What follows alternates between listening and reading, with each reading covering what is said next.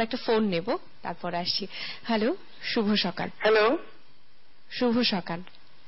শুভ সকাল। আমি বন্যাকে একটু শুভেচ্ছা জানাতে চাচ্ছি। আমাদের সঙ্গে মাননীয় প্রধানমন্ত্রী আমাদের সঙ্গে টেলিফোনে আছেন। বন্যাকে আমার আন্তরিক শুভেচ্ছা। শুভ জন্মদিন বন্যা।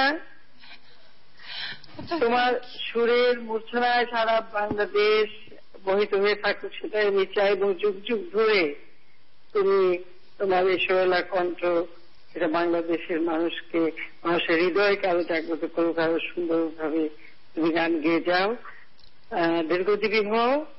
আমার দোয়া সবসময় তোমার জন্য থাকবে। আপনি যে আমি হঠাৎ একটা রবীন্দ্রনাথের একটা লাইন খালি মনে পড়ছে, হঠাৎ আলোর ঝলকানি লেগে ঝলমল করে চিত্ত।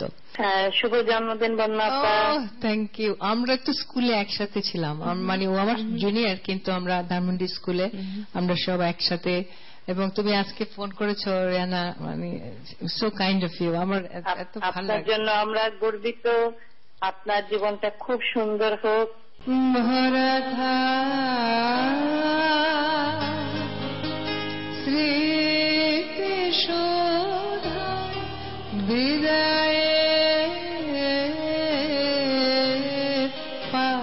অন মাই ইমাজিনেশন যে উনি ফোন করবেন। কিন্তু আমি ধরো ওইটাকে মানে প্রধানমন্ত্রী যে আমাকে ফোন করেছেন সেটা আমি, প্রধানমন্ত্রী ফোন করেছেন সেটা আমি দেখছি না, কিন্তু আমার কাছে যেটা বেশি ভালো লাগছে যে প্রধানমন্ত্রী সকালবেলা উঠে একটা গানের অনুষ্ঠান দেখেন।